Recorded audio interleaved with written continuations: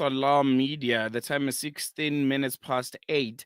And as the world carries on and as Ramadan's final days slip away, Gaza is drenched in grief, devastation, and relentless bloodshed.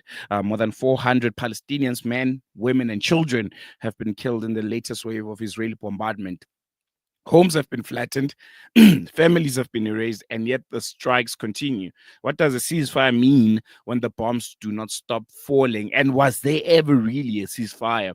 What does survival look like when nowhere is safe? This morning, we take you to the heart of this catastrophe. We take you to Deir Al-balah, where Palestinian journalist Abubaker Abed is witnessing the destruction firsthand.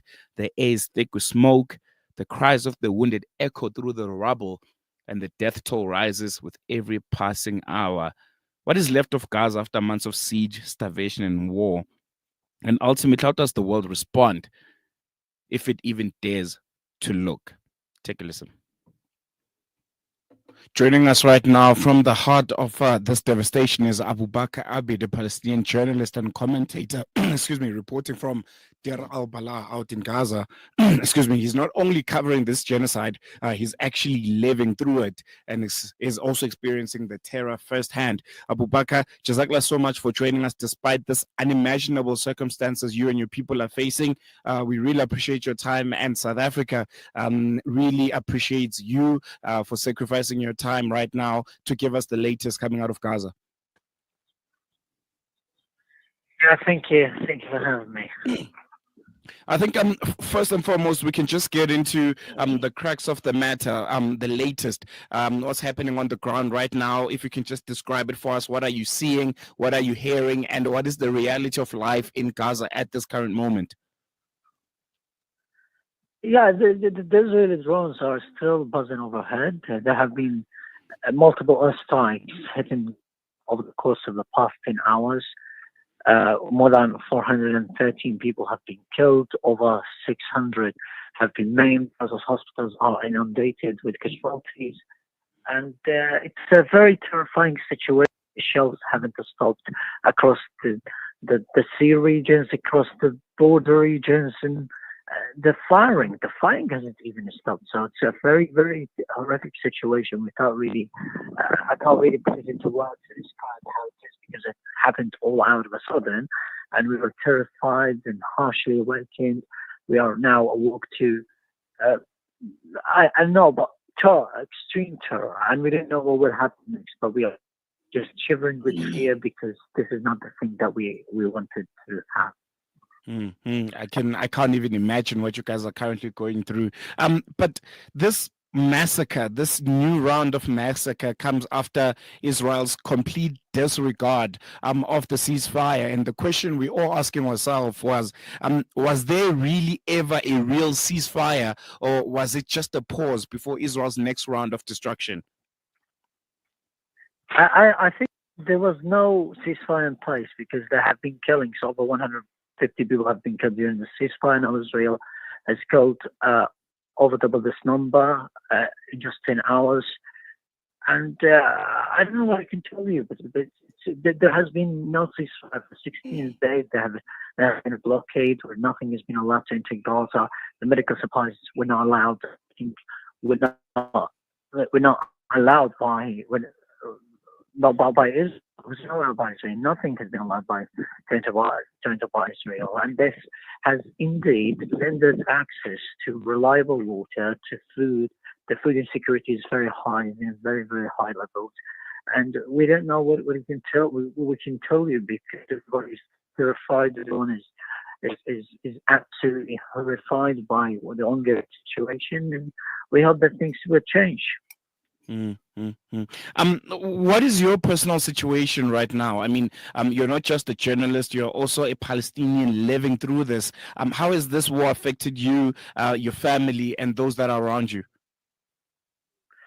I really haven't. We haven't really slept since the early morning, since attacks occurred, and it's like we are lacking food, we're lacking water.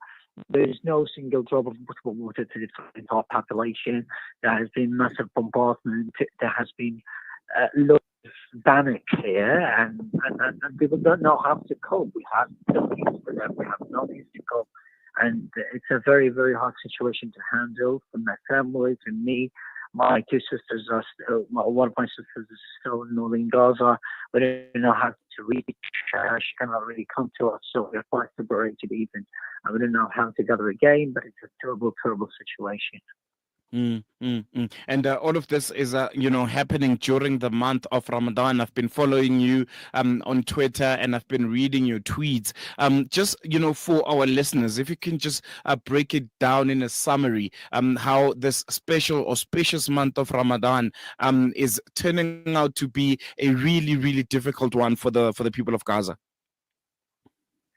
We wish when the Ramadan started, had quite a good amount of food in Gaza. We were eating chicken, we were eating meat, right?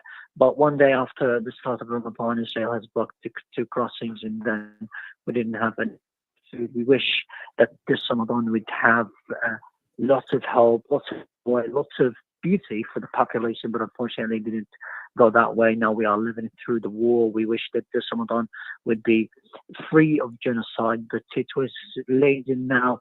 It is right now being laden with many killings, with many deaths, with many injuries, with tears, with blood splashed over the floors of the hospital, a state of extreme chaos and a state of extreme panic among the population. So Ramadan is not the same month for us. We cannot really pray and go to our mosque. They do the normal rituals. Unfortunately, we cannot read the Quran. We're just terrified, or we're scared most of the time. So we didn't know what happened. Unfortunately, the bitter reality is that 2 billion Muslims around the world cannot really do anything for us, cannot really have one bottle of water inside Gaza for us. That is absolutely terrible. That is absolutely very shameful for 2 billion Muslims who cannot really do anything to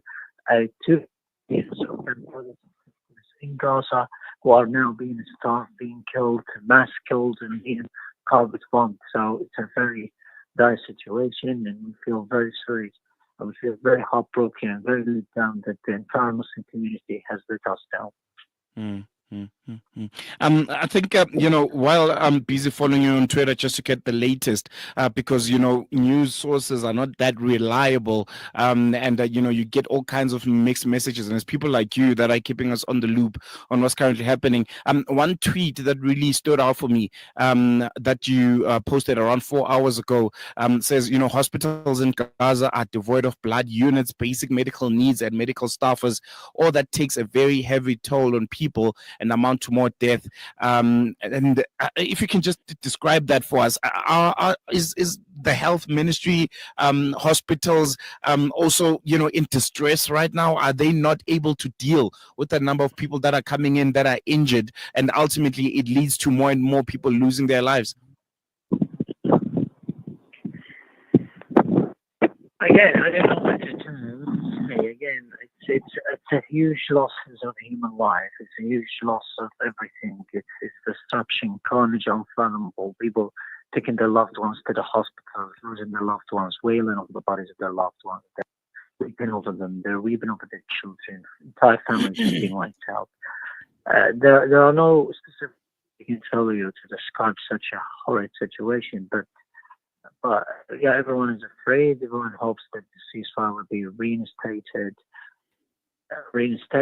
but we're not seeing any good news coming from the White House or coming from elsewhere, because Trump has funded this and Netanyahu has gone ahead with it. So it's another version of the genocide. We've gone from genocide Joe Biden to genocide Donald Trump. And just lastly, before I let you go, generally the mood in Gaza right now, I'm sure it's a somber one. I'm sure people are scared. Do you get a sense that there are fears that, we might be going back to what happened after October the 7th? It might be reliving and trying to survive exactly what happened after October the 7th last year. Yeah, people are trying to live through all this horror. People are trying to make sure that things will change for the better. But since October the 7th, there has nothing that has changed. Nothing has changed at all. So this is a totally dire situation. I don't know what to tell you, but people wish that this ceasefire would secure some peace and comfort them, but nothing has been secured. It's just about more killings and more murders and more blood and more tears. So I don't know what to say. We have gone through a lot in our lives, and we hope that this will be just temporary, but the talks are quite different. I think I'm going to let you go, Abubakar. I'm sure there's a lot that you need to attend to. And really, again, appreciate you being our eyes and ears on the ground. Thank you. You're welcome. That was Abubakar Abed. He's a journalist and is currently on the ground in Gaza. All the images that you're seeing, all the videos and clips that you're seeing of dismembered bodies of, children that have died under the rubble, of families that have literally been wiped out. He's right there. He's at the heart of the storm. And I don't really have the words to fully grasp the pain, the horror, and just the sheer injustice of what is happening to Abubakar, his family, and everyone in Palestine and everyone in Gaza right now. But what I know is what the world must know is that this is not a war. This is not defense. This is a genocide unfolding in real time. We're talking to people that are literally ducking bullets right now, people that are ducking missiles and have, warplanes flying overhead. So anyone that says this is a war or this is a defense, they're lying to you. We're watching it unfold in real time. We're talking to people on the ground, and again, the world is watching. The world is not doing anything. And how many more children must be pulled from the rubble before people wake up? How many more hospitals must be bombed? How many more families must be literally wiped out before those in power finally admit that we've known all along? Israel is carrying out a massacre with impunity and is backed by the very nations that claim to be champions of human rights. And yet, despite everything, despite the starvation, despite the bombs, despite the endless cycle of death, Palestinians refuse to be erased. They refuse to surrender. They refuse to let the world forget that they exist. And for that, the least we can do, the bare minimum is to try and amplify their voices, demand justice for them, and never let this horror be normalized. I hope Abubakar, wherever he is going to remain safe. I hope that he knows that here in South Africa, we stand with him. We hear the people of Gaza, we hear the people of Palestine, and we'll never stop telling the truth about what is happening in Gaza. And again, thank you so much for your courage, Abubakar, and may you and your people stay safe in this nightmare, essentially. And to those that are listening, do not look away. Do not let history repeat itself in silence. Speak out, protest, boycott, demand action. Because if we fail to stop this now, history will remember us as not witnesses, but as accomplices. This has been News and Views. We're going to take a quick break and we'll be back with more.